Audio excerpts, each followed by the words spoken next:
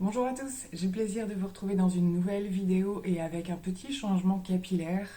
Pour ceux qui me suivent sur Insta et les autres réseaux, vous aurez peut-être vu que un dimanche m'a pris avec l'envie de me refaire une frange. Je reste pour l'instant sur quelque chose quand même d'assez, de pas trop court, que je peux un petit peu placer sur les côtés. Enfin bon bref, on reparlera de ce petit changement certainement à une autre occasion. Nous allons aujourd'hui, je change un petit peu mes formats de crash test, mettre en concurrence, si je puis dire, deux nouveautés anti-cernes. Et donc, nous avons KVD qui nous a sorti dans la gamme du Good Apple un anti-cerne qui se présente comme ceci. Et chez Maybelline, dans la gamme des Super Stay 30 heures, l'anti-cerne qui se présente comme ça. Donc, ce sont deux anti-cernes que j'avais très envie de tester parce que ce sont des gammes de produits que j'aime à la base beaucoup, sur les fonds de teint en tout cas. Et je me suis dit, comme ces deux produits qui font le buzz en ce moment, pas mal quand même, plutôt que de les tester dans deux vidéos différentes ou de les intégrer, pourquoi pas les mettre en concurrence.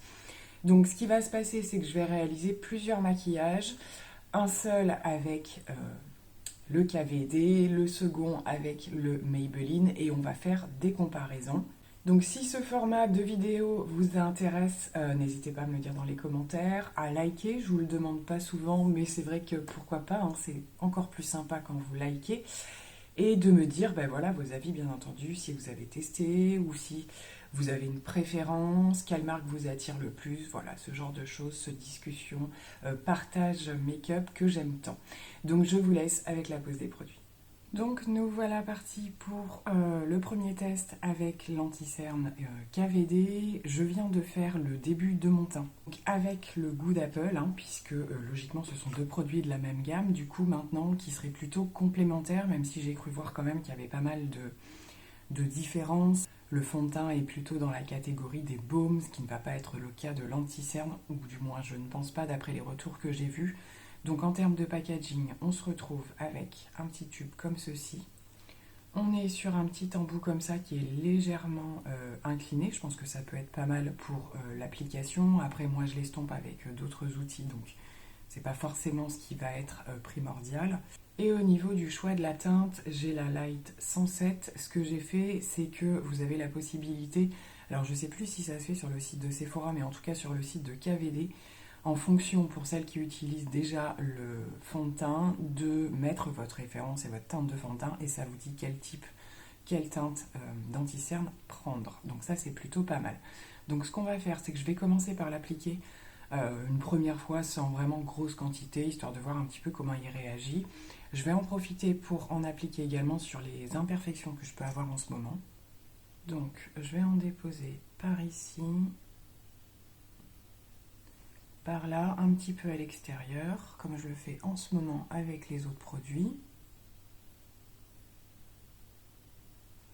Et en correction, je vais venir l'estomper avec mon doigt. Alors, il est clair, hein. J'ai hésité entre deux teintes, hein, parce que, bon, il vous recommande une, mais c'est vrai qu'à voir au niveau de l'image, je voyais bien quand même que c'était assez clair.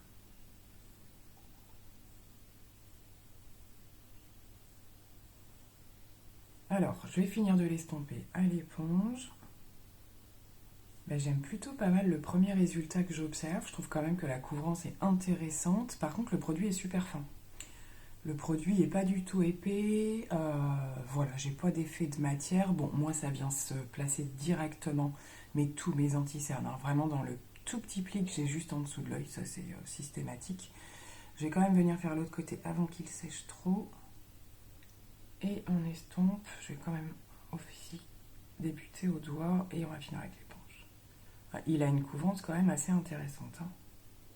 Alors au niveau de ce que j'observe, il est mat, il est clairement mat, beaucoup plus, en tout cas le fond de teint n'est pas du tout mat, hein, clairement, mais c'est pas mal. Alors j'ai toujours deux résultats différents, c'est-à-dire que j'ai ce côté-là en général qui est le plus parlant, et ce côté-là qui est toujours plus marqué, donc moins joli, automatiquement, mais c'est plutôt pas mal. Je suis assez intéressée par la couvrance parce qu'elle est quand même... elle est moyenne, elle n'est pas non plus extrêmement forte, mais elle est plutôt intéressante. J'ai bien envie de tester aussi, je commence à le faire un petit peu ça, de tester si les anti-cernes sont un petit peu modulables aussi, si on arrive à les construire. Donc je vais essayer d'en rajouter un petit peu, je vais faire attention ici puisque j'ai toujours ma zone de sécheresse, donc voir si on obtient plus de couvrance. Alors oui, effectivement, on a une petite couvrance supplémentaire, il faut vraiment être vigilant avec ce genre de test parce que c'est vrai quand on amasse trop de produits après, surtout au niveau du dessous de l'œil, ça peut être un peu dangereux, mais ça va, j'ai pas de démarcation supplémentaire. Je pense par contre que c'est un anti-cerne qu'il ne faut pas trop tarder à poudrer pour vraiment avoir un résultat immédiat. Alors pour la poudre, ce que je vais faire, c'est que je vais poudrer vraiment la partie, alors pas vraiment au niveau du ras du dessous de l'œil, parce que quand je poudre ça, ça marque tout de suite avec n'importe quelle poudre, mais vraiment le cerne en fait. Et je vais utiliser la Charlotte Tilbury qui fonctionne plutôt pas mal à ce niveau-là. Et pour le reste du teint, je vais utiliser la Pitch Perfect qui est plutôt une poudre matifiante parce que c'est ce qui convient le mieux avec le goût d'Apple fond de teint. Donc là, je vais venir, voilà, juste poudrer cette partie-là. Et c'est vrai qu'avec la poudre de Charlotte Tilbury, en général, surtout les anti-cernes, je pense que vous le voyez, ça vient finir de lisser. Ça lisse complètement les anti-cernes. Et on a un résultat quand même plutôt sympathique, je trouve. Ouais, j'aime beaucoup, beaucoup le résultat, le combo des deux, là, c'est plutôt sympa.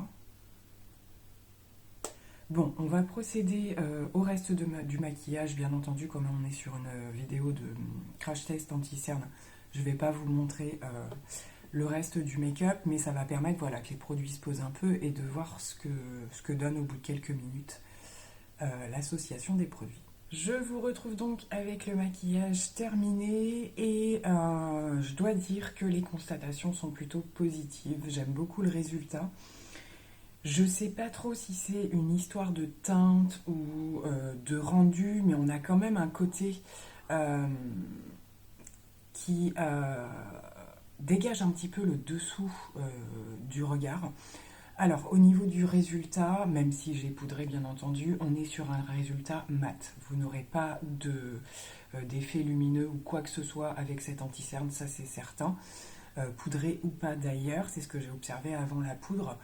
Maintenant, je le trouve quand même assez sympa. Comme je vous le disais, j'ai cette partie-là, moi, qui sera jamais complètement nette, avec aucun anti-cerne. J'utilise même la CCI d'Herborian, ce genre de choses. Ça améliore un petit peu, mais j'ai toujours ce côté qui est plus marqué. Maintenant, je me réfère surtout à celui-ci, et je dois dire que pour l'instant, j'aime beaucoup le résultat. Je trouve que son côté est suffisamment couvrant. L'inconvénient dans les anti-cernes un petit peu trop couvrants, c'est que moi je rencontre régulièrement des problèmes un petit peu de sécheresse. Voilà, ça a tendance à un petit peu trop plâtrer mon dessous d'œil, on va dire, ce que je n'ai pas ici. Donc bien entendu, je vais continuer les tests, hein, ça c'est clair. Pour le coup, le résultat du fond de teint et de l'anti-cerne, ça marche plutôt bien, mais j'ai pas l'impression quand même que ce soit une gamme complémentaire. Je sais pas si vous voyez ce que je veux dire.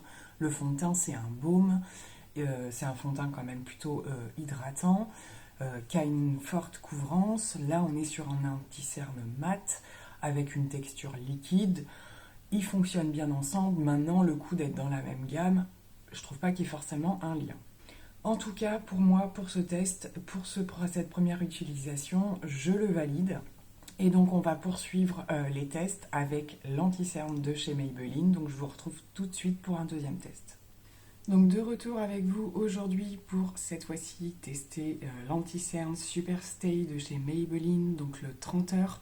Et on va pouvoir un petit peu faire quelques petites comparaisons. Il s'est passé 2 jours en fait entre les 2 tests, ce qui fait que ça m'a permis de reporter le KVD et je trouvais que c'était pas mal pour vous faire une meilleure conclusion de ce que j'aurais observé. Donc pour le coup, je vais tenter de faire la même chose avec le Maybelline et comme ça pour la conclusion, j'aurai vraiment un petit peu plus de recul sur le produit. Alors c'est parti, on va ouvrir cette petite bête. Nous sommes donc sur un applicateur comme ceci, l'embout est quand même plutôt fin. On va procéder de la même manière donc pour l'application. Donc déjà on va voir, je me doutais qu'il serait quand même un petit peu plus clair, beaucoup même. Alors, je le trouve déjà, pour commencer, hyper fin, presque liquide. La texture est quand même assez surprenante. Ouais, c'est super fin. Rien à voir avec le KVD qui, lui, pour le coup, est un petit peu plus épais, mais il reste fin sur la peau. Vous voyez ce que je veux dire? Là, on sent vraiment quand même que l'autre, le Maybelline, est beaucoup plus fluide. Donc, je commence l'estompage au doigt.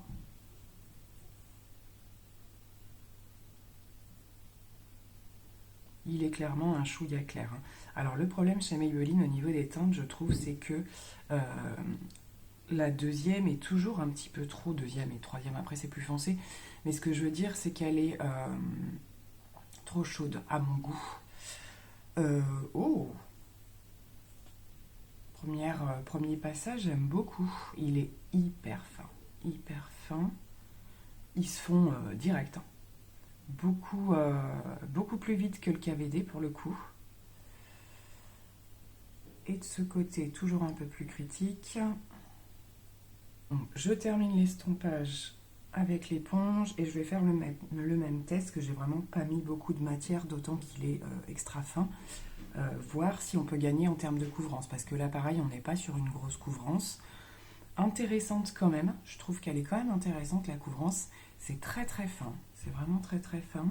En termes de rendu, il est moins mat que le KVD.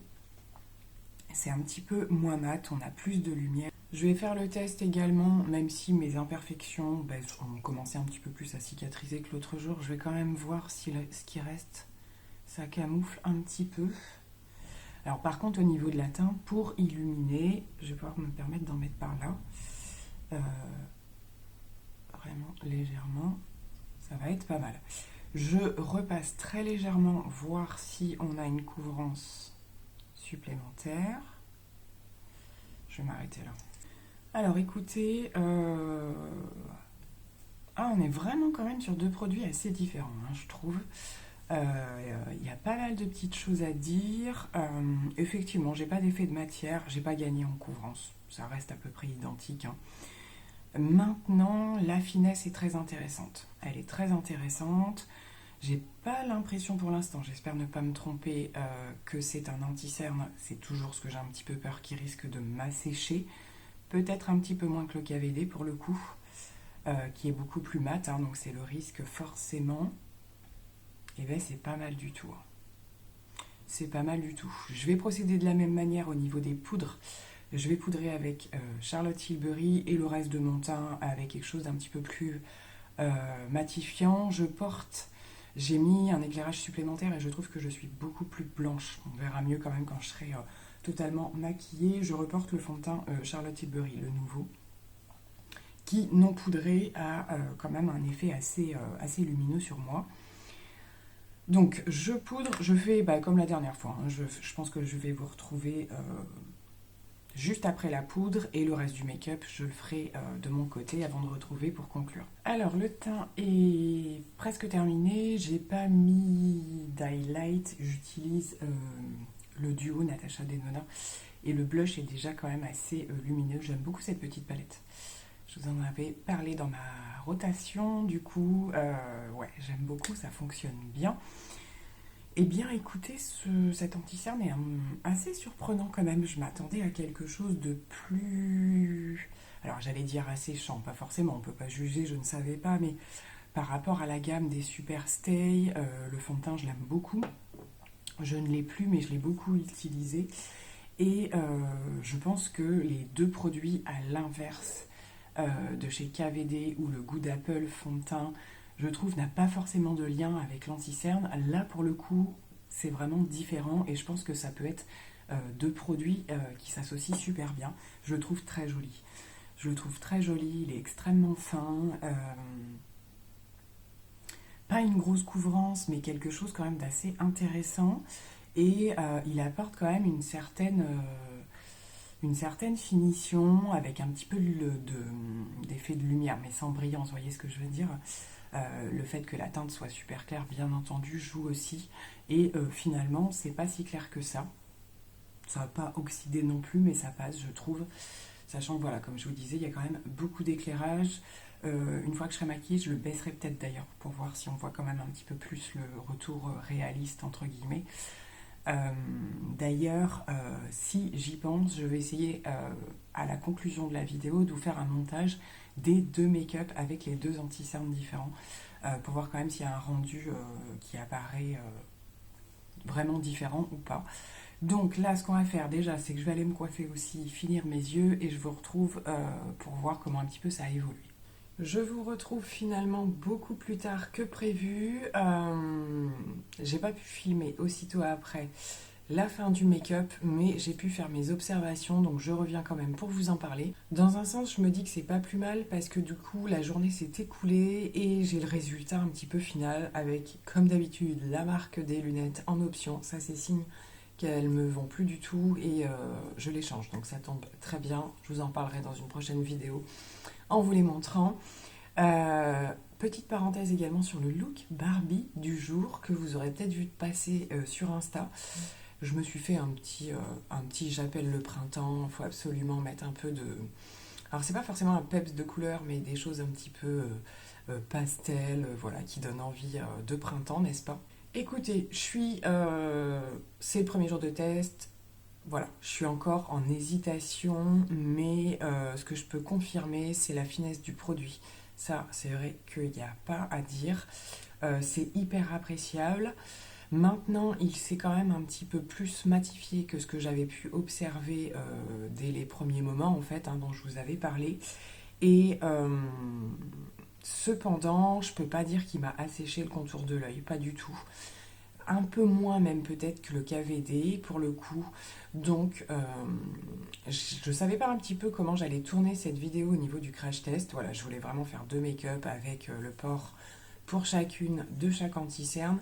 Mais ce qui va se passer, c'est que je vais vous réaliser un dernier make-up avec un produit de chaque côté. Je pense que c'est ce qu'il y aura de mieux pour vous parler en direct de mes impressions et peut-être arriver à vous faire visualiser ce que j'explique quand même depuis le début de ces vidéos. Je reste mitigée concernant la teinte, je pense qu'il est quand même un chouïa trop clair, mais je ne cherche pas à tester avec la teinte au-dessus déjà parce que je ne vais pas me permettre d'acheter deux fois le même anti-cerne.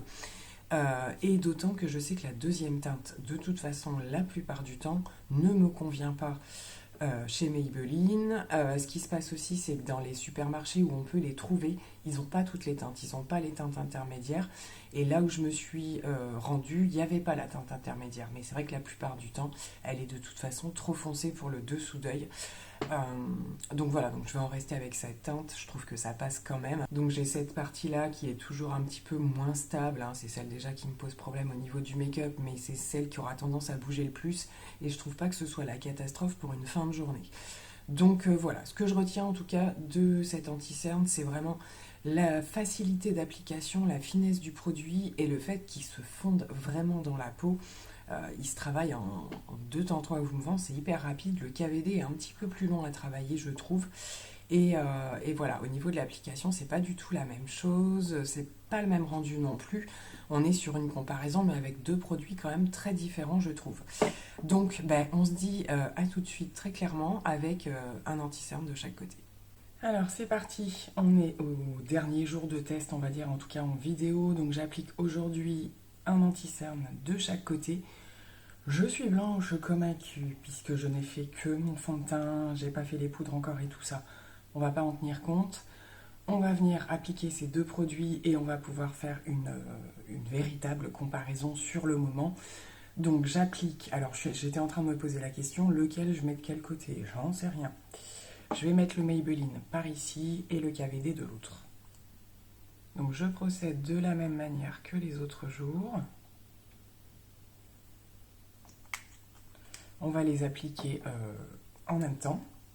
En même temps, vous allez pouvoir un petit peu peut-être percevoir, donc celui-ci toujours aussi fin, l'application. Je me dépêche parce que tous les deux sèchent très très vite. Et le KVD. Alors, on est sur deux anti-cernes quand même, vous voyez, assez clairs.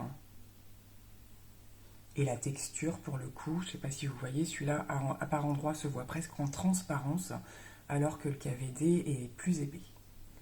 J'estompe.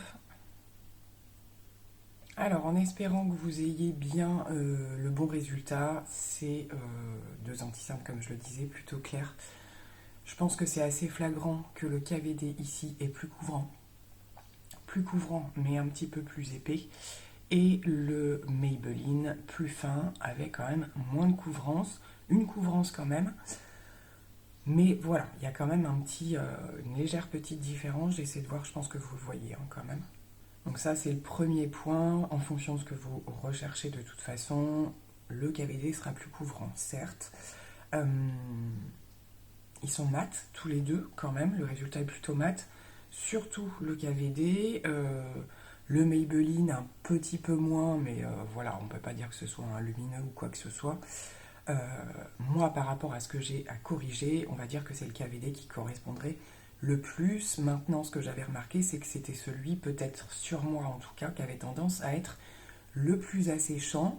Là, je laisse passer un petit peu de temps et je vois effectivement qu'il me marque un petit peu cette zone. Alors, c'est aussi la zone la plus marquée chez moi, vraiment cette espèce de petit triangle là, toujours. Et de l'autre côté, j'ai un peu moins le problème. Donc voilà, je trouve que quand même, alors ils sont quand même assez différents, mais quelque part ils ont des points communs. Cette matité, ce sont deux produits quand même qui sont pas super épais. Le Maybelline super fin, ça je l'ai déjà dit, mais je veux dire, si on prend un Shape Tape, moi ce que j'ai en termes de correcteur épais, ça va être aussi chez Anastasia, voilà ce genre de choses. On est vraiment là vers plus de finesse en termes de produits, donc plus facile d'application. Le Maybelline s'estompe et se fond beaucoup plus vite que le KVD. Le KVD, en plus, étant donné qu'il est un petit peu plus couvrant, eh bien, il faut bien le répartir pour que ce soit quand même bien fondu. Là-dessus, on gagne en temps au niveau du Maybelline. Donc, je vais terminer le make-up, je vais vous retrouver voilà, une fois maquillée pour conclure et tout ça. Mais globalement, ce que je dois dire, c'est que pour moi, ce ne sont pas deux anti-cernes qui font le buzz total, qui sont révolutionnaires. J'en connais des mieux. Ce que je leur reconnais de positif, c'est qu'ils sont faciles d'application parce qu'ils se font bien dans la peau. Voilà, maintenant, au niveau des contours des yeux qui seraient plutôt secs, où il faut vraiment y aller avec parcimonie, on va dire, je vous les conseille pas. Ou alors, moi, c'est ce que je vais faire en continuant à les travailler, c'est utiliser une base peut-être dessous plus hydratante. Ça m'arrive hein, de temps en temps de mettre un complément au niveau de mon contour des yeux quand j'ai des périodes de gros assèchements ou quoi. Là, je ne l'ai pas fait pour le test pour vous le montrer, mais en général, c'est ce que je fais. Donc, je termine le make-up et on fait un dernier point. Nous pouvons enfin conclure la vidéo de ces tests. Plusieurs tests hein, quand même. J'avais bien envie d'approfondir le sujet concernant ces deux anti-cernes. Vous avez donc le résultat final. J'espère qu'il est visible. C'est pas vraiment facile. Hein. C'est pas le plus flagrant à montrer au niveau de l'anti-cerne, surtout une fois que tous les produits sont posés. J'en reste à la même conclusion, c'est-à-dire que j'ai plus de couvrance avec le KVD par ici, et que sur ce côté, il y a quand même voilà, une petite transparence qui reste au niveau du cerne. Maintenant, en termes de sécheresse et tout ça, il faut faire attention avec les deux. Pour moi, il faut faire attention avec les deux. Je pense qu'après, ça va vraiment dépendre de votre type de peau. Je ne vais pas vous dire s'il y en a un plus asséchant que l'autre. Je trouve qu'ils sont sur la même égalité à peu près, c'est-à-dire que pour des dessous d'œil très asséchés ou quoi, ça ne conviendra pas. Moi, c'est la juste limite. Maintenant, comme je le disais tout à l'heure, gros buzz autour de ces anti-cernes ou quoi, non, franchement, voilà, ça reste des produits sympas à tester. Il y a de l'innovation, surtout chez KVD, je trouve, mais voilà, il n'empêche qu'on n'est pas sur des choses révolutionnaires. Pour information, je n'avais pas testé la version précédente du temps où c'était encore Kat Von D qui dirigeait la marque. C'est un produit que j'avais depuis très longtemps dans ma wishlist et il y avait de super bons retours, il me semble. Et je ne serais pas étonnée qu'il soit meilleur que celui-ci d'ailleurs. Voilà, il est bien, je vais continuer à l'utiliser, mais il n'y a rien de révolutionnaire et il faudra même voilà, faire attention au niveau de vos types de peau. Donc voilà, c'est encore des produits sur lesquels il y a gros buzz. Donc il m'en reste un dans ma wishlist qui est vraiment dans une catégorie différente, c'est le NYX. Je vous accrocherai son image par ici. Donc il se peut, si j'en ai la possibilité, que je le commande parce que j'ai vraiment envie de le tester, ainsi que dans la série des nouveautés qu'ils ont sorti, la base également. Et je pense que pour le coup, ce sera plus adapté à mon contour des yeux et tous ceux qui ont des problèmes de déshydratation, des choses comme ça, pas sécheresse complète, mais on est plus vers quelque chose d'hydratant. Le problème des hydratants, moi, ce que j'ai, c'est qu'il manque de couvrance la plupart du temps. Donc c'est pour ça que j'essaie vraiment de trouver des intermédiaires. N'hésitez pas à mettre vos recommandations anti-cernes, justement pour les contours des yeux un petit peu déshydratés, mais tout en ayant quand même une jolie couvrance. Alors après, je joue avec les correcteurs, celui de Charlotte Tilbury par exemple ou quoi, mais pas tous les jours. Il y a des fois où j'ai pas envie d'empiler les couches de produits. Donc voilà. En tout cas, pour en revenir à nos deux produits, eh bien écoutez, voilà, sympa à tester. Je me suis vraiment fait un avis. Ils sont pas catastrophiques, ils sont pas merveilleux non plus. Ça fonctionne. Voilà. Hein. Les buzz, des fois ça marche et puis des fois ça n'en vaut pas forcément le détour. Donc j'espère que ce type de vidéo vous aura plu. En tout cas, moi j'adore faire ça. C'est vrai que ça permet, c'est un crash test, mais en même temps, je vous donne une conclusion qui est quand même un peu plus approfondie que juste sur une première fois. Donc voilà. Après, si on regarde comme ça vite fait, je pense pas qu'on voie une grosse différence sur le style. J'ai pas utilisé les mêmes produits, mais je constate voilà qu'on a quand même moins de couvrance avec le Maybelline, comme je vous le disais. Donc je vous retrouve bien sûr pour une prochaine vidéo très bientôt et je vous fais plein de gros bisous. Bye.